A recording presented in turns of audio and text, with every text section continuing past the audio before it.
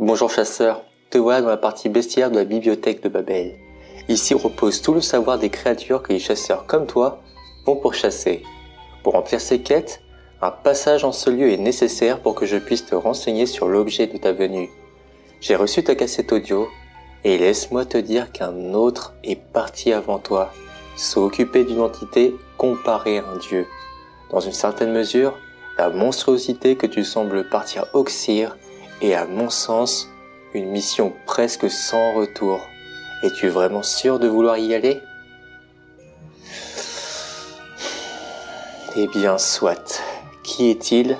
Quel pouvoir détient-il ? Où l'avons-nous croisé ? Mais surtout, quel rare savoir détenons-nous sur lui ? Laisse-moi ouvrir quelques pages sur le Necronomicon dans le but de te guider dans l'obscurité de l'existence, là où il semble se terrer, obscurcissant la réalité de ces globules purulentes et effroyablement malsaines. Assis-toi et laisse-moi te présenter Yog-Sothoth.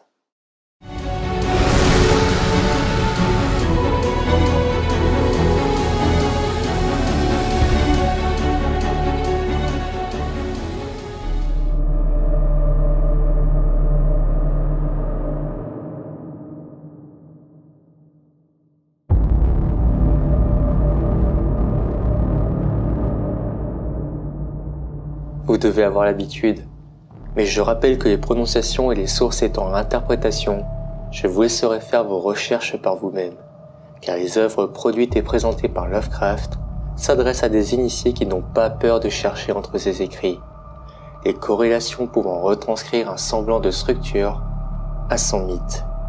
Yog-Sothoth, le tout en un et tout, est une entité cosmique faisant partie des dieux extérieurs, c'est-à-dire de diverses entités cosmiques significatives, divinité d'une puissance insondable et l'un des plus puissants des dieux extérieurs.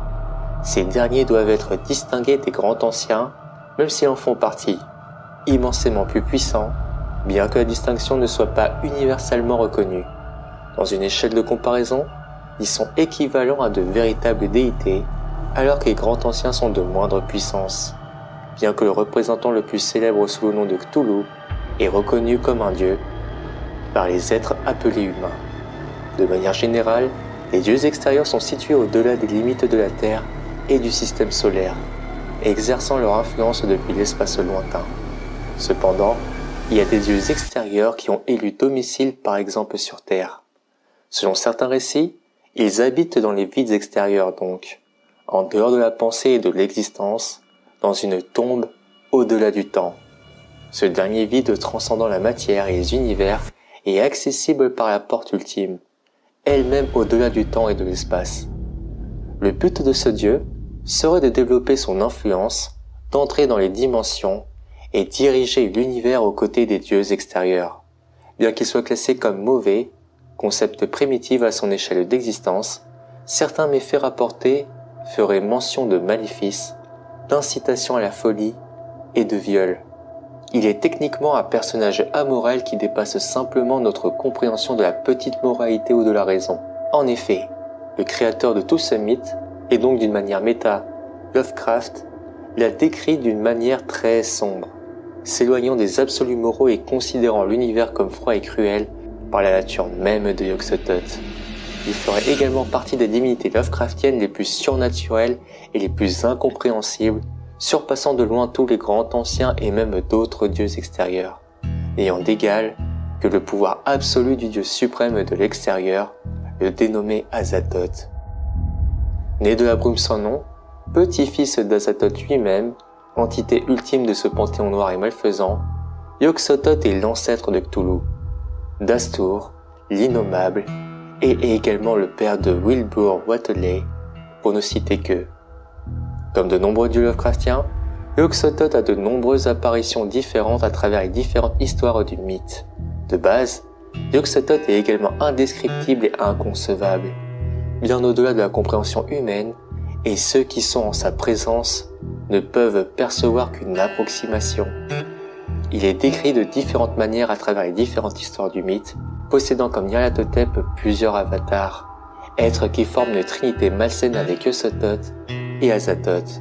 Cependant, il semble y avoir un accord commun sur le fait que Yog-Sothoth se manifeste visuellement sous la forme d'une masse d'orbes brillants, avec des yeux ou des vrilles dans certaines versions, et dans d'autres simplement des orbes. De plus, il semblerait qu'il soit composé de globes irisés au nombre de 13, conglomérats iridescents, toujours fluctuants, s'interpénétrant et se brisant. Il est fortement sous-entendu, sinon même déclaré, que Yog-Sothoth est omniscient et enfermé en dehors de l'univers, ce qui signifie qu'il peut connaître et voir tout l'espace-temps en même temps. Aucun secret est donc caché à Yog-Sothoth. Son diamètre s'est vu apercevoir atteindre les 100 mètres, bien qu'il soit évidemment capable de changer de forme. Il est maître de l'espace-temps, et il est surtout le dieu des magiciens et des sorciers des formes de vie capables d'intelligence. Il demande en échange de ses faveurs que la voie de notre planète lui soit ouverte, afin de pouvoir la piller et la ravager. Yog-Sothoth est la clé et la porte vers d'autres dimensions. Il en est aussi le gardien. Le passé, le présent et le futur ne font qu'un en Yog-Sothoth. D'après nos archives complémentaires, il posséderait les facultés suivantes: le contrôle du temps et de l'espace, l'omniscience qui est la science de toute chose, l'omniprésence possible qui est sa présence en tout lieu, l'immortalité, l'invulnérabilité, la capacité de déformer la réalité pouvant être non corporelle, la causalité qui est la capacité d'agir sans contrainte de cause à effet conventionnel, la télépathie, la manipulation de causalité, en d'autres termes, agir sur les événements présents et futurs. Il est au-delà des concepts de force et d'endurance, capable de transmettre ses connaissances interdites à ceux qui l'invoquent, et les rend probablement fous en conséquence. Et la négation de la durabilité, ce qui définit sa nature destructrice. Si cet être de par sa nature quasi divine a un rôle prépondérant dans l'existence, il s'avère qu'il est possible de l'appeler pour aider à accomplir des actes ou des rituels occultes. D'ailleurs, d'après mon registre, dans la ville de Dunwich, Yog-Sothoth fut convoqué dans le but d'imprégner une femelle humaine qui a ensuite donné naissance à 2 enfants partiellement humains.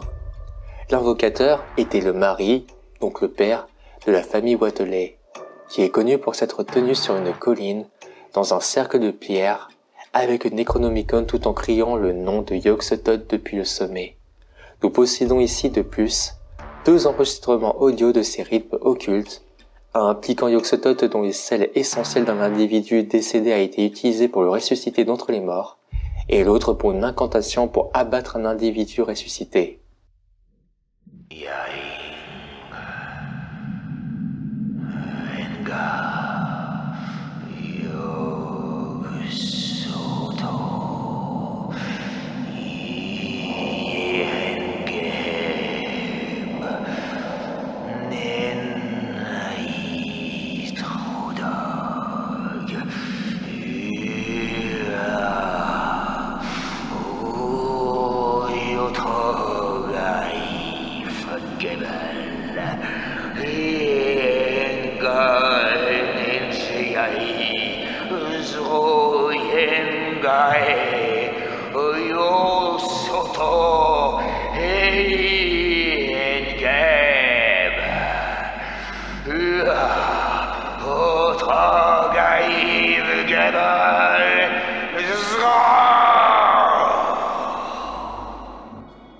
Et c'est ici que les informations s'arrêtent.